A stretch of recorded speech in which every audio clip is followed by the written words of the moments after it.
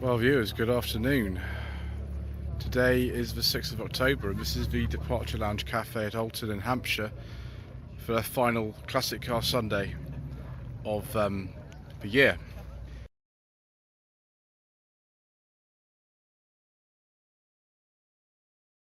Weather's not been too good today. Fortunately, the event's not been cancelled, but it's no way as big as it normally is, so we might be doing many fewer parts than usual, which I'm sure is fine for many of you, because otherwise, you get bored, don't you? Anyway, this one is a 1986 BMW E28 528. I had to look it up, but it is a 528, no badge. This is an automatic one, nice leather interior.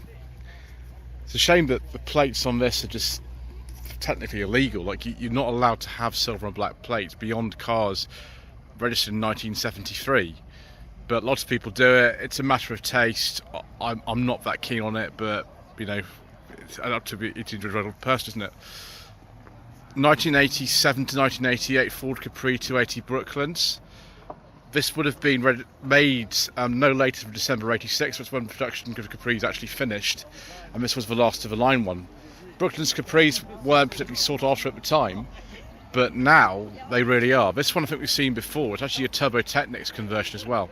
That is our original replica dealer plate from back in the day. Brooklyn garages of Redditch and Malvern, with the old pre-1995 area codes on it. Fantastic. I'd like to try a 280 Britons one day. Maybe not this one, but maybe another one. I've driven a 2.8 injection 4-speed, and that was good. Got to watch the back end though, a bit loose on the Capri. Then we've got another certified sort of classic here. This is a 1771 MGB. I think this is the Bermuda top on this. I think that's what it's called. Very sort of popular in the 60s. Fish mouth grille on this, so maybe closer to a 71. February 72 replica tax list would suggest that it is. But yeah, fish mouth MGB. I think we've got other MGs coming up as well. Something very unusual here. This is a two-door Cortina Mark V. Now the two doors were only sold in this country with 1.3 and 1.6 engines. This is a 2-litre S model, so I'm assuming this is just right-hand drive. This is from somewhere like South Africa or something like that. The wheels look great. I don't think they're original ones. They look fantastic though. I could be wrong, but they look great. Sort of 81 to 82 registration on this, but that looks fantastic. Also a bit perplexing is this Ford Escort RS Turbo. Not only has it got a really wide body kit on it, but if you do a reg check on it, it says it's a 79. Now it looks a bit like one of the Gartrack ones, which are actually rear-wheel drive, the Gartrack Escorts. So if we look in here, we can see the engine is all kind of correct for like a Gartrack. But because it says it's 79, when I did the look up on the internet, there's something sort of funny going on about this. It doesn't matter if it's a real Gartrack or not, in my opinion particularly. It's fantastic, but yeah, I was just intrigued. I looked it up, and it's maybe kind of like a conversion someone's done themselves. So there we go. And then we've got a much older Ford here, very similar colour, not quite the same, very similar in colour. This Mark III Zodiac 65. Last time we were here, we saw, I think, quite a few of these. This is an automatic one. And before you say it, yes, lots of the cheaper Zephyrs were used in Z cars at the start. Although right at the start, January '62, it was the Mark IIs. The Mark IIIs come along a bit later. More Fords at exactly the same time. In 1965, the Thames commercial division of Ford was changed to just Ford with the advent of a Transit. So the earlier Anglia vans were badged as Thames. This is badged as just a 500 weight Anglia. Looks good. I don't know if you've got any modifications to the engine and things to this. It's in very nice condition. It's very nice indeed. Obviously, it looks a bit different from the back of it than the standard Anglia would do with that secondary window. Another Ford here. It's Ford row here. It's 4 in a row. 2005 Mustang. This is the previous generation Mustang. I think we've seen this car before for certain. I remember the registration number. Also got one of these sort of things on there for the southern states and things to stop flies getting mushed in the bonnet and maybe the windscreen. That's not a bad thing to put on, really. And then a 1957 Chevrolet Bel Air, because why not? Why not bring your lovely American classic out on a drizzly Sunday afternoon in October? Why not? Fantastic, I like seeing that. Next to it, it's even more sort of interesting, this. I think that's actually probably a show plate, because he wouldn't be going around on that plate there. Someone's very sort of individually kind of customised this 56 Ford F100 pickup, which is fine. Presumably he's got some like real plates to put on when he goes home and things. That is, of course, not the original engine. It's a very lot of work, though. My gosh, fabulous. Then next to it, we got a 1970 Plymouth Superbird. Very appropriate plate, PLR 440, with the big wing on the back. One thing that always surprises me when I come to the departure lounge is just how many American cars there are in this area. There are tons of them around here, apparently. But yeah, that's brilliant. Also brilliant is this 88 or 89 Shelby Dodge pickup. I don't think I've ever seen something like this before. Isn't that absolutely extraordinary? V8 engine. Carroll Shelby, a long sort of history with Chrysler, making kind of sporty versions of their cars in the 1980s. Look at all those cars for sale. You can buy all of those. Not this one, but all of those. Crazy. Well, I wonder which one of those I want to buy. Probably the Capri. And then something else very interesting. This is a 2001 Volvo C70 T5. Someone's actually put a facelifted front end on this with the headlamps and the grille from the 2003 convertible facelift. They didn't make the coupes beyond 2002, so those are from a convertible, the later one. Badge as TWR with aftermarket badges, and of course the plate. TWR did help to actually develop the C70 out of the 850 platform. Obviously the one I had was also a T5, it was a 98 with an automatic gearbox. This is a manual, and yeah, we had a problem with the engine. We had to scrap it, which is a shame, but never mind. Pontiac Firebird 2001 to 2. This is the final generation of Firebird, I think. This one, I think they finished in 2002. By this end, by this time the front end was quite a sort of aggressive looking thing. Maybe they discontinued them because of the safety regulations that meant that you couldn't have headlights that popped up anymore. I don't know. A couple of Mark 1 Cortinas here. This is a 1966. You can actually see this is a late 64 onwards by the fact we've got the aeroflow ventilation, and also that at the front it's not badged as console but badged as Cortina. That's very nice. It's Cortina Super, probably 1.5. And this is a deluxe. This is 63, so it's an earlier one. And you can see that the badge on the back is different. We don't have the airflow ventilation on the side. And if we look at the front of this car, we'll also see, just let that go past, we'll also see that it says console front rather than Cortina. I don't know why I know this sort of stuff here. And also you can see on this one the grille is actually different on the front than this one. I don't know how I entertain myself sometimes viewers with my absolute utter sheer nerdy boredom. Anyway, Chevy van, 1991-1992. Looks very practical. Look at all that stuff you could fit in there. You could probably even sleep in there if you really wanted to. You've got some kind of amazing infotainment system in there as well, with auto level control system on a cassette player. Brilliant. So we call this something with day van, is what they call something like this. Brilliant. Next to it, something very different, a 1953 Morris commercial big old pickup lorry thing. It's in very lovely condition actually for something that's that old. Isn't that brilliant? Right, next we're going to have to skip something, go on to this 1953 Morris Minor. Now it doesn't look like a 53 initially because the front end is from a much later car, and also on the side of it there's no trafficators. There was no trafficators back in the day. It's a 53, an early series 2. But someone's also fitted the rear lights, presumably the wings will be changed or something, for those from a later car. But yeah, I have checked, it's a 53, it also says on the front, so we'll go with that. Interesting. So I don't know what engine's in that now. But the funniest thing about this car is not the fact that it's a 53 and the front and rear end have been changed.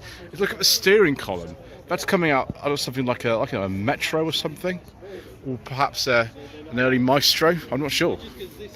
Crazy. Not so crazy is this very, very nice Mark II Ford Granada, 84-85 registration, quite near the end of production. Very popular conversion on these is these Mark III Scorpio Cosworth wheels, but also Mr. Colm Rubbish Mechanic has on his that I've driven. And it is a 2.8i Gear X, so it's very nice. It's just one below the Gear X Executive, which had leather seats. Yeah, very, very, very fond of Mark II Granadas.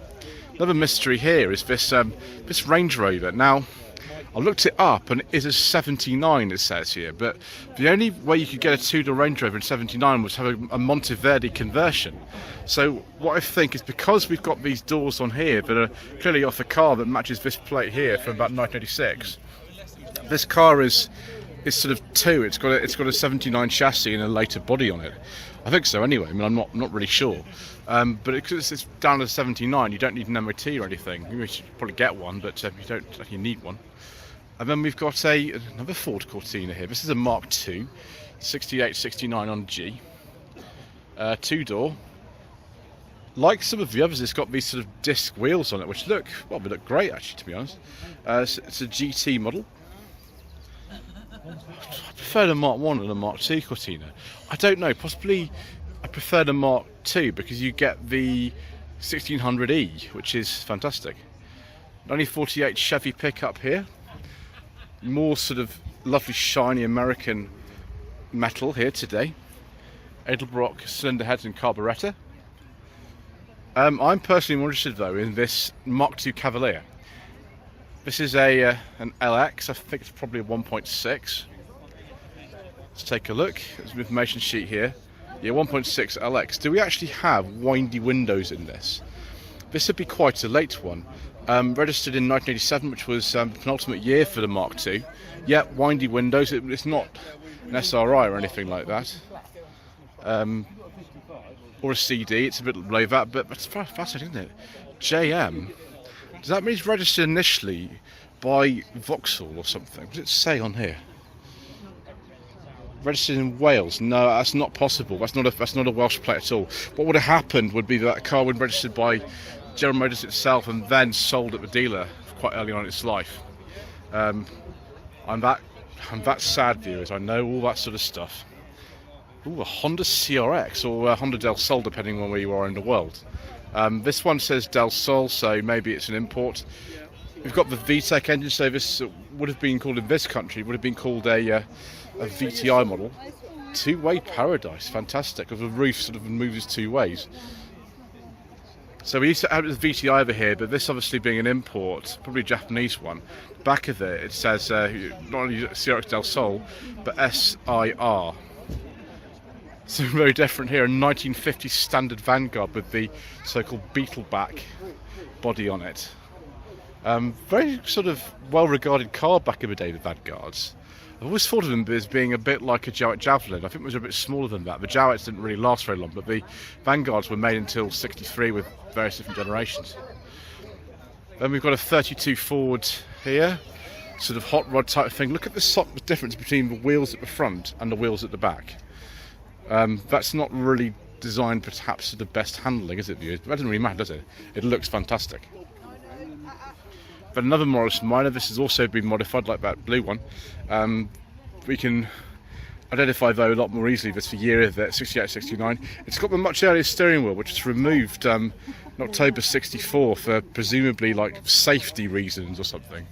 Mind you, don't really want something impaling you like that when you have a crash in one, do you? You don't have a crash in Morris Minor at all, that's my advice. Don't have a crash in one. And we've got the Mark 1 Escort 2-door, which of course is worth an awful lot of money. This one's had a different engine put in it.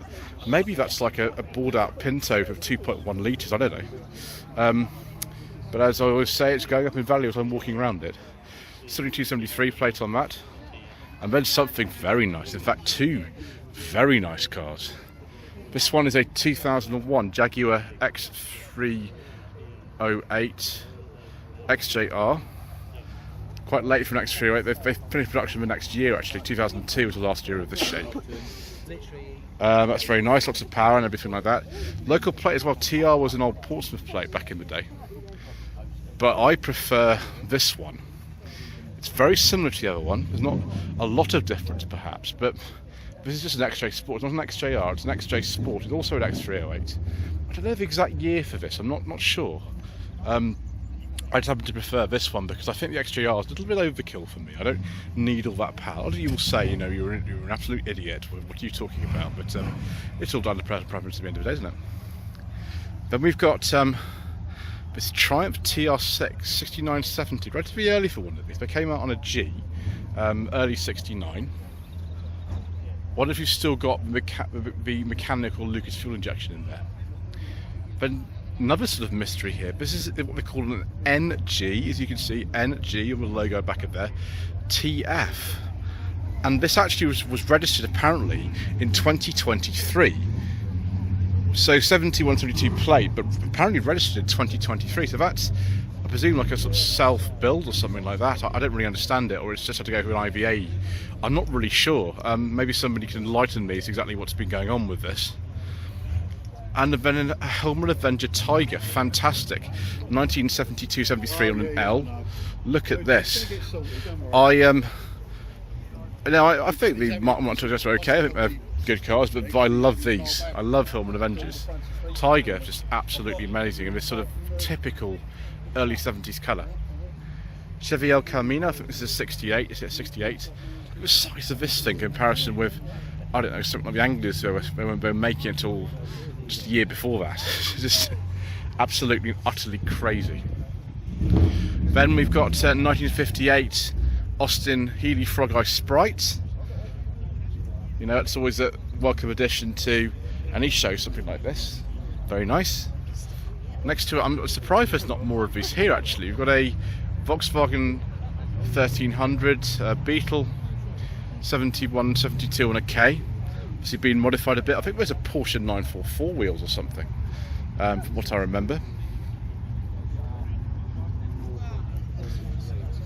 But we've got a Chrysler 300. It's a 63.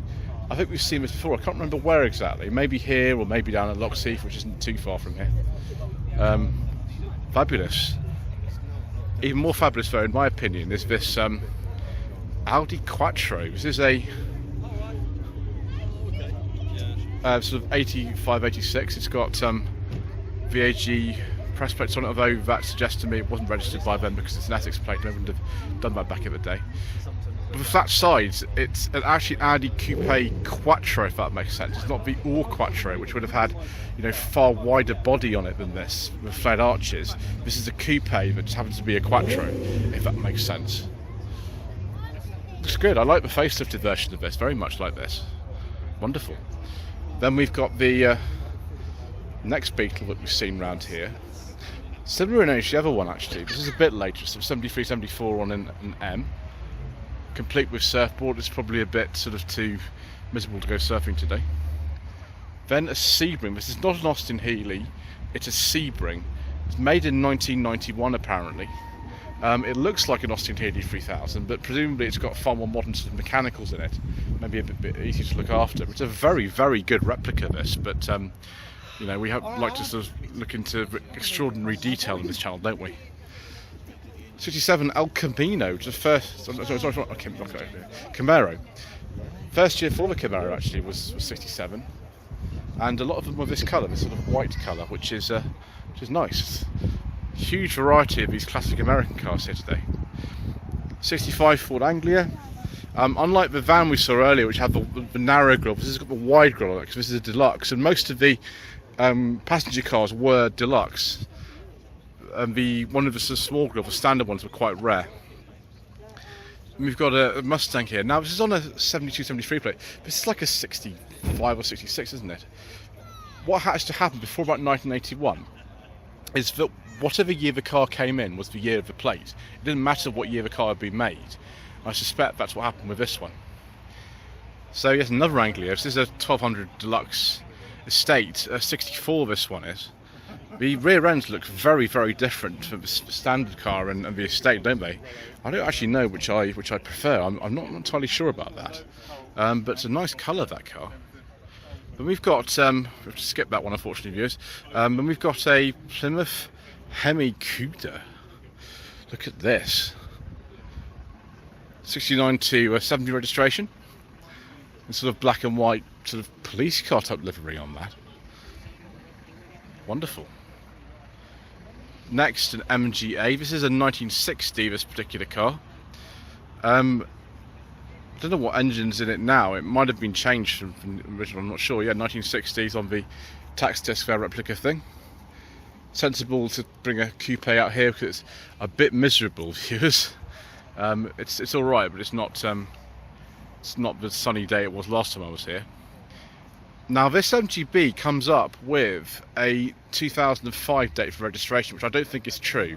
It's a very rare automatic model, as you can see. They did make automatic models, it's not a conversion or anything. It's probably around this time of this 1970 tax disc. So just before that, maybe a 69 or something.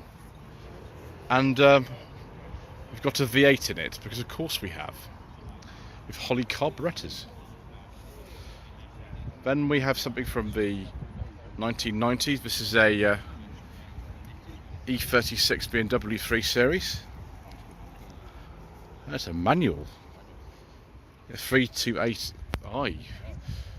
95-96 registration. Drift car, perhaps, I don't know. Then a 68 Ford Mustang, like the one in Bullet. That's in really, really lovely condition. Someone's been studying that film, haven't they? Really, really carefully, like people do. I can't blame them for that. But another classic Ford, another Capri.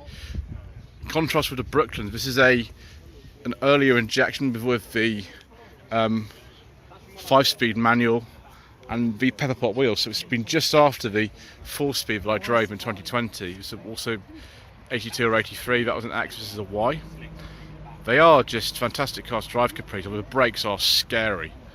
A lot of people choose to put different brakes on them now.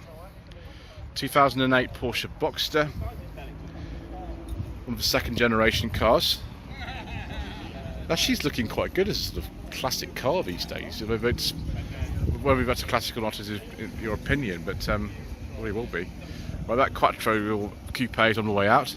Ooh, a 106 Rally. Wow. Amazing. Someone's actually slightly broken the rules of this because this is a pre-95 show, so that shouldn't be in here technically, but I'm very glad it is. Very special and very expensive now, these 106 Rallies. I think they were 1.6 with the Phase 2 like this one. Originally with the Phase 1 they were I think 1.3. Yeah, 97, 98. We've got something very mean looking here.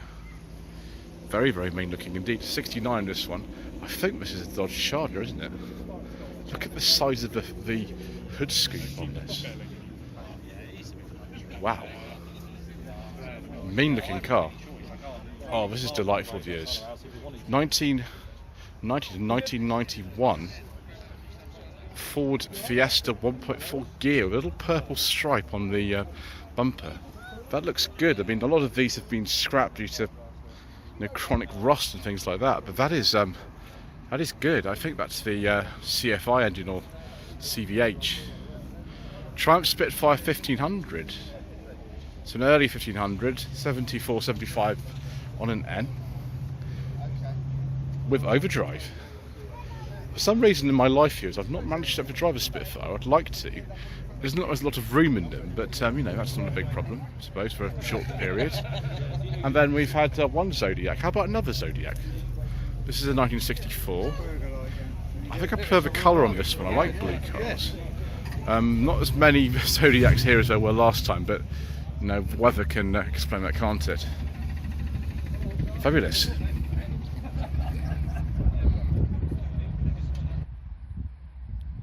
(2008) Mercedes-Benz CL63 AMG. Goodness knows what this car cost new. I don't know what it's worth now. The CLs are a lot of money. Very, very sort of massively over-engineered cars, these. Bentley Continental GT 2005. I don't know why all the cars up here are very dark colours, I'm not quite sure. I don't know whether I want to have a go in a Continental GT or not, I'm just afraid something's going to break. They're such complex things, these. Next to it though, a good old American V8. 2006 Chrysler 300C. Excellent views, and finally it's one I can talk about. Most of these I see, I cannot discuss on the channel. But this one, just fine. 2005 Porsche Boxster. Second one of the shape we've seen today. I think they're quite handsome cars. Boxster S as well. 2024 Lotus Emira. This is the automatic model with a 2-litre AMG engine. Just come out. This is the first edition one. Don't know if I like the colour or not. I prefer the colour of the one that I actually drove a while ago, but I'm not allowed to talk about it, viewers. No, it's not because of the normal reason. I'm just not allowed to talk about it, so I won't.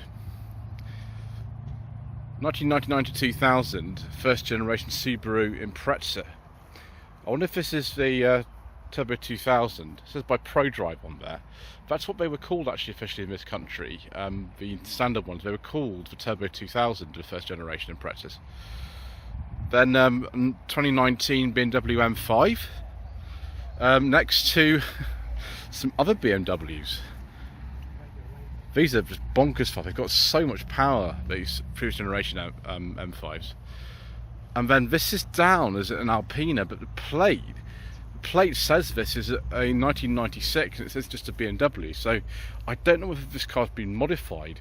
Certainly in 1996 they didn't have those rear lights, I don't think. I think they had different ones. So I don't know what's going on. It's down as an Alpina B10 on there with a V8 engine, but the reg check says it isn't one, so I don't know. This one though is proper E39 M5. This is I think a 2002. Look at this interior views, isn't that delightful? We've always got a BMW branded mobile phone. Wonderful. Just think someone's changed out those front lights for American spec ones or something. 2006 Vauxhall Monaro. Having driven a Monaro last year, I can confirm they are good fun. 6-speed manual, you need a very, very strong right leg to push the clutch properly. I think this is just a Vauxhall badge. There's a Holden on there. Most of the ones that you see in this country actually are. Yeah, I mean it's good. It's a shame that actually they didn't sell more of these over here. People just weren't interested at the time. Very nice. A facelifted Rover Vitesse. Mind you, I'm not sure if they've actually made them before the facelift in '82 anyway. Look at this. So we've driven one of these quite recently. It was a Vitesse Twin Plenum from 1986. I do like that. I like that an awful lot. It looks great. And we've also got an Instagram account advertised on here. Hello to that underscore SD1 underscore Vitesse on Instagram. Another couple of old pickups here. This one I think is a pre-war Ford one. Whether that's the original engine, I suspect it probably isn't anymore, but there we go. So many of these pickups here today, even in this weather. And then this Chevy C10 from 1967.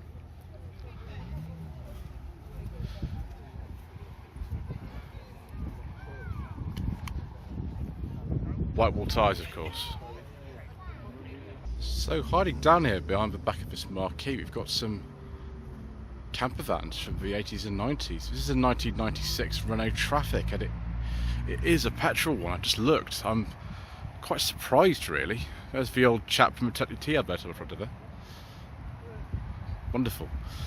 And then we've got this 89 Vauxhall. I think we call it a T25. I could be wrong. But you know the shape, don't you? It's the one after the bay window.